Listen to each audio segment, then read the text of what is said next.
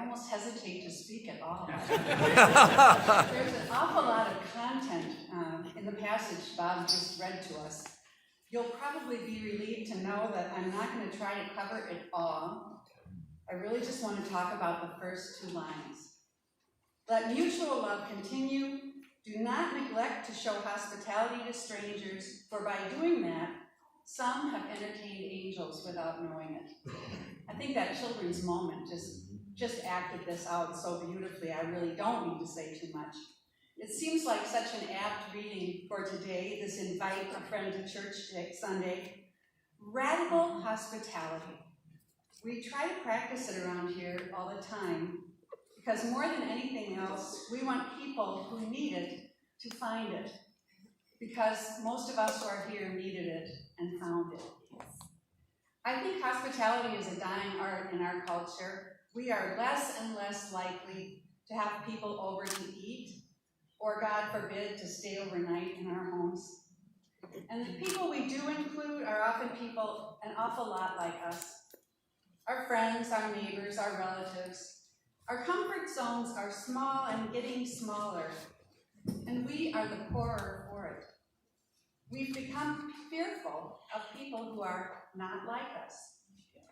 2 brief stories from my own life. The first one took place, well, they both took place a long time ago. I was in college and I was at home on vacation. A bunch of my old high school friends were sitting around the living room of my parents' house, and the doorbell rang. It was a rainy night and it was dark out. It was kind of late for the doorbell to be ringing, but there was this guy about our age on the doorstep who wanted to talk religion. I was fascinated.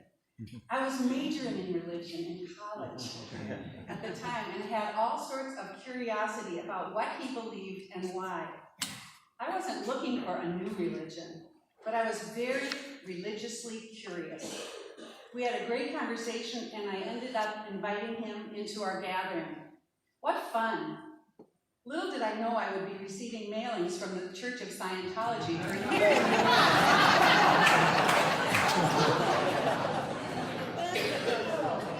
Fast forward a few years. Now I'm a seminary student in New York City, and I may have told this story before, so I apologize. I have a long commute through Harlem and the South Bronx to get to my workplace at a hospice. One day I'm riding a fairly empty subway car. I can still see the moment so clearly.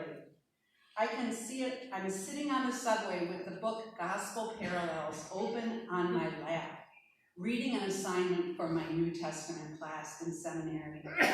There's only one other man in the car, and he's sitting kind of across from me. He is older and he's very dirty. He seems to be in another world, talking to people I cannot see. I assume he is homeless. He looks like maybe he lives in this car. I have learned that to be safe as a young woman in New York City, I must not make eye contact or engage with strangers. As the car jolts to a stop, he leaps up, reaches for me across the train, and lunges across the car. He yells, "Mama," right before planting his face in the glass of the door and sliding down to the floor with a big thud. I am frozen in fear. He is bloody and not moving. When the car stops, a few men getting on pick him up and help him off the train, but not before I have been convicted. Here I am reading about Jesus.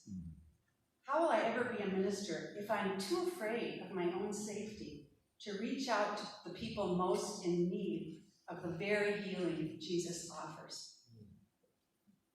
Truth be told, I have struggled with this question ever since.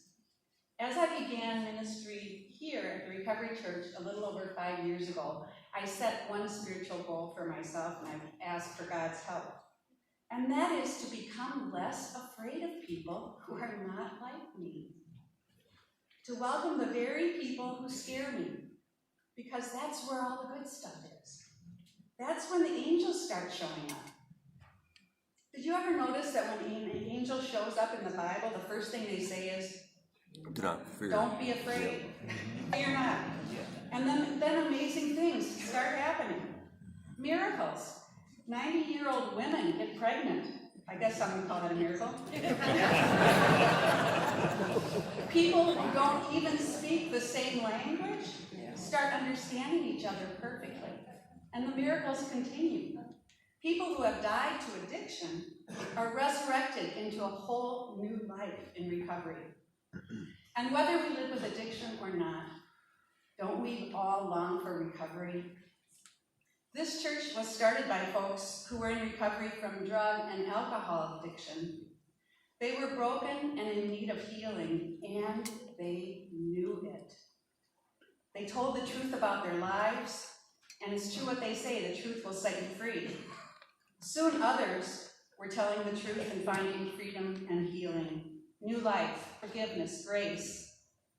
Recently, a new woman came to the church from quite a distance away, but she was looking for a church and Googled in the line, Church for Broken People. This church popped up.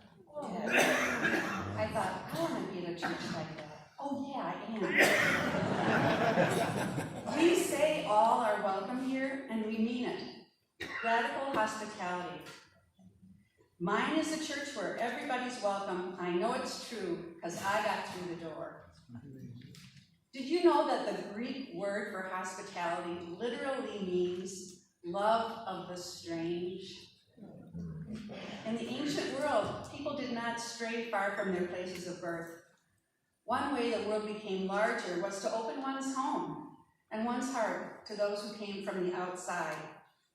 The unknown travelers or seekers of hospitality brought news and stories of a bigger world. There was a marvelous mutual exchange. Guests received safety and protection. Hosts were let out of their own little provincial lives.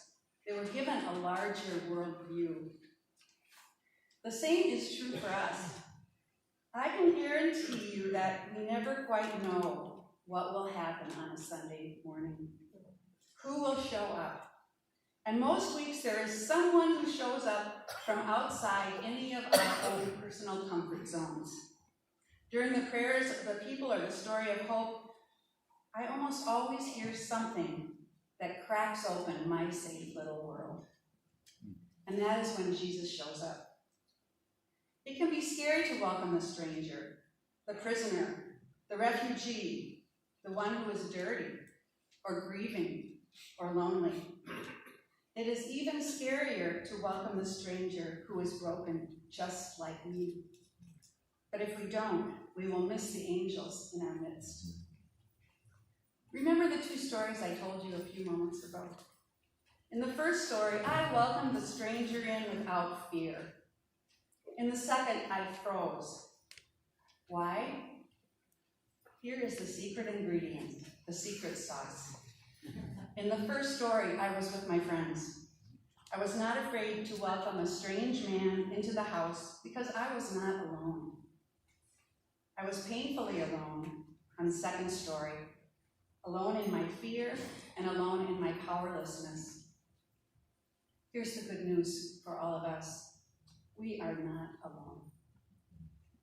We have each other, and we have the one who loves us and moves among us and tells us, I will never leave you or forsake you. This week, try to welcome a stranger. And remember, the stranger, the better.